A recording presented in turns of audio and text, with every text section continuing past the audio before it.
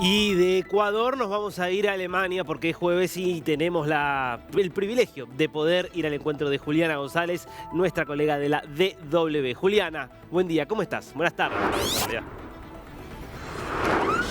Muy buen día para ti, Darío. Encantada de saludarte este jueves. Bueno, un jueves que entiendo que está complicado. Contanos qué está pasando con el sector aeroportuario y esta protesta que está complicando un poco las cosas.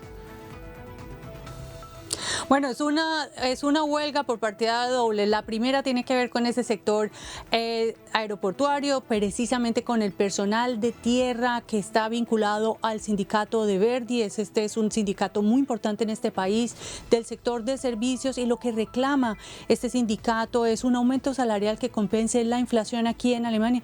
Y esto de vista a esas cifras récord que ha publicado Lufthansa justamente el día de hoy, Darío, y es que la empresa ha tenido el mejor tercer performance de su historia gracias, digamos, a la nueva, digamos, idea de volver a viajar después de la pandemia, pero también al incremento de los tiquetes, y duplicó su beneficio neto de 1,700 millones de euros. Y así es como Verdi dice, bueno, pero esto también tiene que reflejarse en los trabajadores, que están viendo que además tienen muchísimo más trabajo por cuenta de este aumento de vuelos y de pasajeros, y por eso están reclamando más dinero, y han salido a la huelga hasta el sábado a las 7 de la mañana, hora alemana.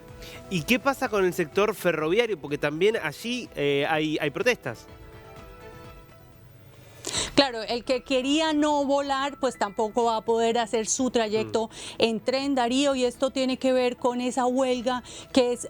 Realmente nosotros ya habíamos hablado de estas huelgas ferroviarias en el pasado. Esto viene desde el año pasado, donde las partes no logran ponerse de acuerdo, y al parecer aquí el gran meollo no es tanto el incremento salarial o el incremento de una prima del 25%, sino precisamente en una petición que está haciendo este sector de los maquinistas alemanes, y es que se pase de 38 horas laborables la semana a 35 por el mismo salario.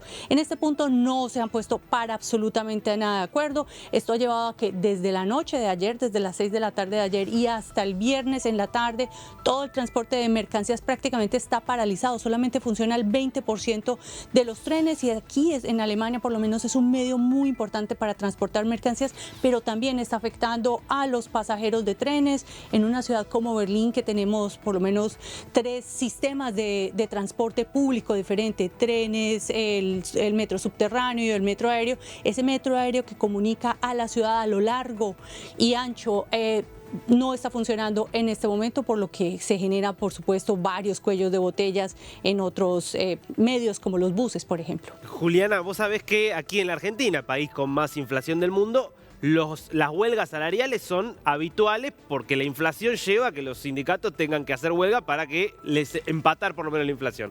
Vimos cómo esto en muchos países se había casi olvidado, volvió a partir sobre todo de la invasión de Rusia y Ucrania, con muchos países donde volvió a haber huelgas recurrentes precisamente por el tema de la inflación. ¿Cómo está hoy la situación en Alemania? ¿Estos son casos aislados o sigue habiendo más conflictividad laboral que antes, producto de que todavía persiste un tema con la inflación? Sí, sin duda hay mucha más conflictividad que antes. Aquí también ha habido huelgas en todos los años que yo llevo viviendo en esta ciudad, las he visto, pero digamos que no han sido tan recurrentes como las del último tiempo, y tiene que ver con esos factores que mencionaste, pero no solamente la guerra en Ucrania, también tenemos, por supuesto, esos efectos colaterales que dejó la pandemia de coronavirus cuando hubo esas interrupciones en las cadenas de suministro, el alza de la inflación por vía del aumento de los precios de los alimentos, ahora con la guerra en Rusia por vía del aumento de los precios de los energéticos.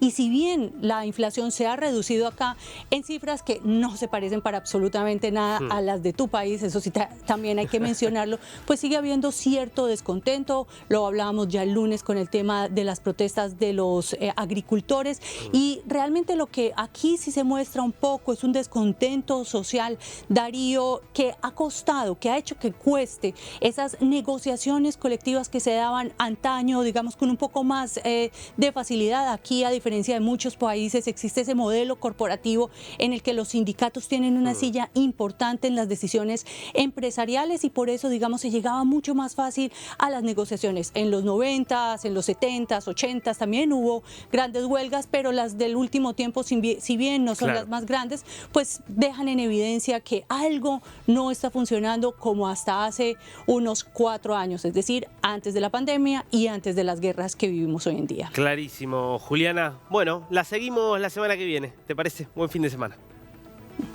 Así será, me parece. Cuídate mucho, hasta la próxima.